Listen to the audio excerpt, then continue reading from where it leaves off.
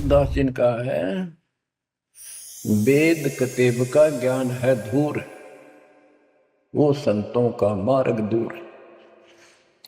वेदों, चारों वेदों का और चारों कतेबों का, चार वेद ऋग यजुर साम अथर्व, ऋग्वेद यजुर्वेद सामवेद अथर्ववेद, और कतेब जबूर तौरेत इंजिल और कुरान।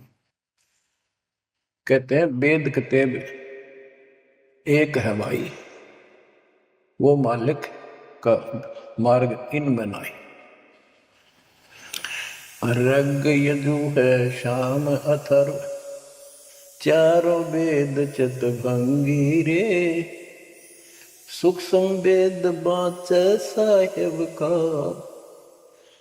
सोहंसा सतसंगी रे, सोहंसा सतसंगी रे।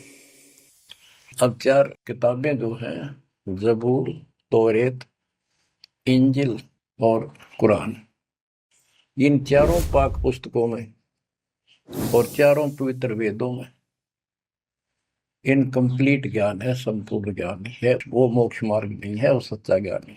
प्रमाण के लिए पाक कुरान सूरत फुरकानी 25 आयत 52 से 59 में स्पष्ट कर दिया कि कबीर नाम जो परमात्मा का है, वो सारी सृष्टि का उत्पत्ति करता है, सबको मोक्ष देने वाला है और सबके पापों को दूर करता है, नष्ट करता है। वो वही है जिसने 6 दिन में सृष्टि रची, 7वें दिन तख्त पर जा बैठे।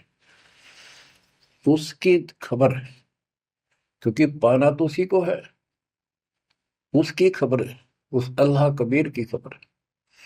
किसी बाखबर तत्वदर्शी संत से प्राप्त करो। इससे सिद्ध हो गया पाक कुरान के अंदर उस अल्लाह अकबर और जिसने सारी सृष्टि रची, जिसके बारे में कुरान ज्ञान दाता उनका खुदा मुसलमानों का कह रहा है, वो अल्लाह और है, उसका ज्ञान किताब में नहीं है। इसका और प्रमाण देता हूं।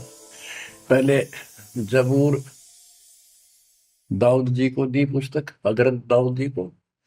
तौरत पुस्तक, पाक पुस्तक हजरत मूसा जी को, और इंजिल पुस्तक, पाक पुस्तक हजरत ईसा जी को दी। इन सब से बाद में हजरत मोहम्मद जी आए, हजरत मोहम्मद जी को पाक कुरान दी। इस पवित्र कुरान मजीद के अंदर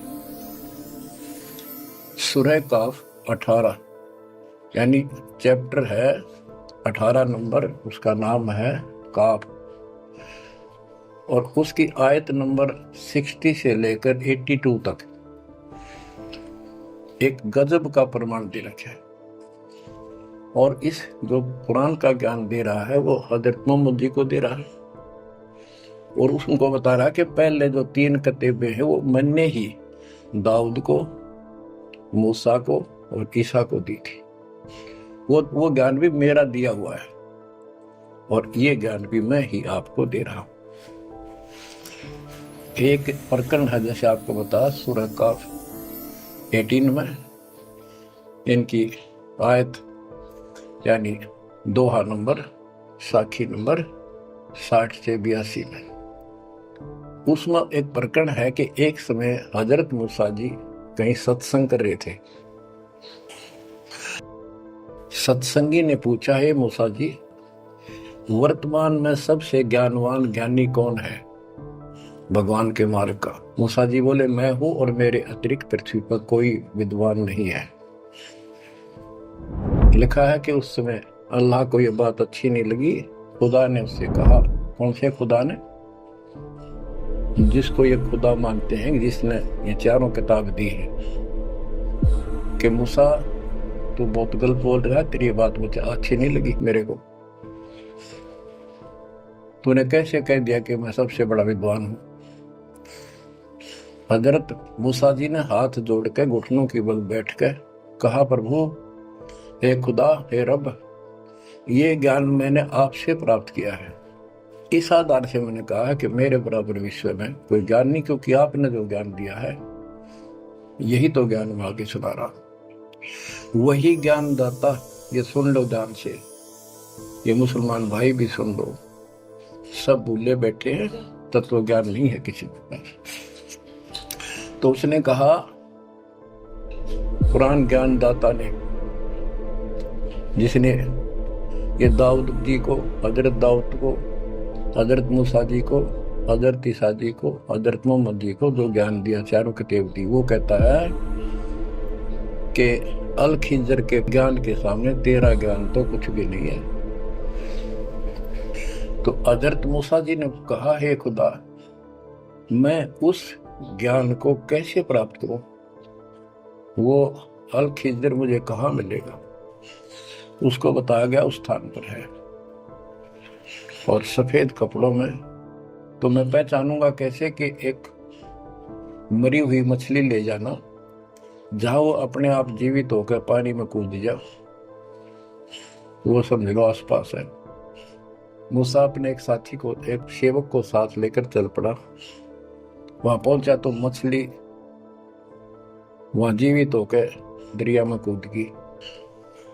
वो मूसा जी सो रहे थे, सेवक ने देखा, देर से उठे मूसा जी, थक गए थे, फिर आगे चल पड़े।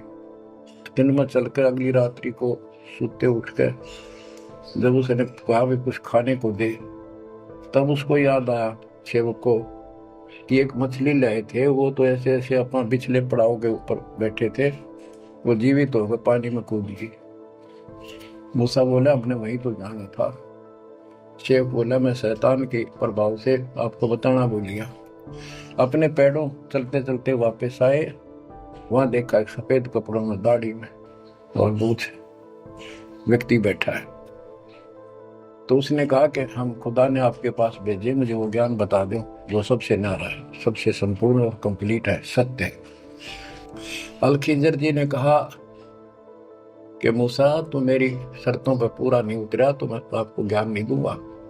मूसा बोला, मुझे पूरा विश्वास करने वाला मान, पूरा सब्र करूंगा, पूरा विश्वास करूंगा आपकी बातों। उसने रास्ते में चलते एक जवान लड़का था 17-18 साल का, अल खिजर ने पकड़ के और उसकी गर्दन पकड़ के मार दिया। तो मूसा जी बोले, तनिश बेकसूर को मार दिया, तेरा दिमाग खराब है, यूं क्यों मारा तेने, क्या बिगाड़ा तेरा इसको? तो अल खिजर बोला, मैंने कहा था मैं जो तू देखता रही है, बोलना नहीं है, मेरी क्रिया का अविश्वास ना करना। मूसा जी ने अपनी गलती मानी, चल पड़ा। ऐसे ऐसे 2-3 और कारण गए, सब में उसने ऐसे ऑब्जेक्शन किया। आखिर वो बिना हार गया मूसा कि मैं इस योग्य नहीं, मैं आपकी बातों को अविश्वास करता रहा हूँ। लास्ट बता दिया कि इस क्रिया के बाद तो फिर ऑब्जेक्शन किया तो मैं तेरे से बात नहीं करूँगा, मैं आपको बताऊंगा। ज्ञान बोला भी ठीक है, उस पर भी हार गया वो। तब अल खिजर बोला, सुन ले, ज्ञान तो तूने बताऊ नहीं, तो वो लड़का क्यों मारा था? वो ऐसा दुष्ट पैदा हो गया था, इसके माँ बाप भगत हैं और उनको इतना परेशान करता, वह रो रो का टाइम काटते। उसके स्थान पर भगवान ने उनके घर में 50 साल की उम्र में एक बेटी का जन्म दिया, उनका सुखी जीवन रहा। ये प्रमाण है उसके अंदर, लंबा सफर बताऊं, इतना भी समय है। मूसा जी उनकी शर्तें पूरी नहीं कर सका। अल खिजर बोला ही बोल, मूसा जी खुद ही हार मान के वापस आ गया, यानी बिना वो तत्व ज्ञान प्राप्त किए मूसा जी वापस आ गए। इससे सिद्ध हो गया कि वो अल खिजर वाला ज्ञान यदि हजरत मोहम्मद जी को होता, हजरत मोहम्मद जी को बता देता कि ले सूरह में पढ़ ले, वो मैं बताता हूँ, वो तो खुदा था जो हजरत मोहम्मद जी को ज्ञान दे रहा है, जिसको ये चारों धर्म मानते, ईसा, मूसा, दाऊद और हजरत मोहम्मद वाले। उसी ने कुरान मजीद सूरत फुरकानी 25 आयत 52 से 59 में स्पष्ट कर दिया। उस ज्ञान को जो मूसा भी प्राप्त नहीं कर सका, मैं भी नहीं बता पाया हूँ, इसी बाखबर से पूछो। होगी क्लियर? ये 4 शब्दों में समझदार को संकेत बहुत है।